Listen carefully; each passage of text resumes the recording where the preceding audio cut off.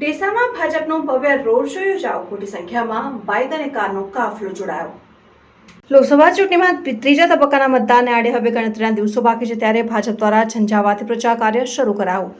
બનાસકાંઠા બેઠકના ઉમેદવાર ડોક્ટર રેખાબેન ચૌધરીનો ડીસામાં ભવ્ય રોડ શો યોજાયો, જેમાં મોટી સંખ્યામાં બાઇક અને કારનો કાફલો જોડાયો હતો. લોકસભા ચૂંટણીમાં ગુજરાત રાજ્યમાં ત્રીજા તબક્કાના મતદાનમાં બનાસકાંઠા લોકસભા બેઠક માટે 7મી મેના દિવસે મતદાન થવાનું છે, ત્યારે ઉમેદવારોએ પ્રચાર કાર્ય આક્રમક રીતે શરૂ કરી દીધું છે, જેમાં 2 દિવસ અગાઉ જ કોંગ્રેસના ઉમેદવાર ગેનીબેન ઠાકોરનો રોડ શો યોજાયા બાદ ભાજપના ઉમેદવાર ડોક્ટર રેખાબેન ચૌધરીનો પણ રોડ શો યોજાયો. બુધવારે વડાપ્રધાન નરેન્દ્ર મોદીની ડીસા એરોડ્રામ ખાતે જાહેર સભા યોજાવાની હોય.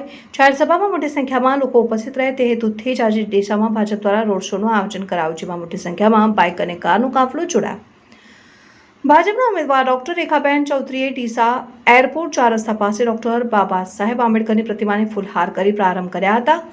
રોડ શોમાં ગુજરાત પ્રદેશ ભાજપ યુવા મોરચાના પ્રમુખ પ્રશાંત કોરાટ, ધારાસભ્ય પ્રવીણ માળી, રાજ્યસભાના પૂર્વ સાંસદ દિનેશભાઈ અનાવડિયા, પૂર્વ ધારાસભ્ય શશિકાંત પંડ્યા, વેર હાઉસિંગ નિગમના પૂર્વ ચેરમેન મગનભાઈ માળી, ડીસા શહેર ભાજપ પ્રમુખ રમેશ દેલવાડિયા સહિત ભાજપના નેતાઓ મોટી સંખ્યામાં જોડાયા.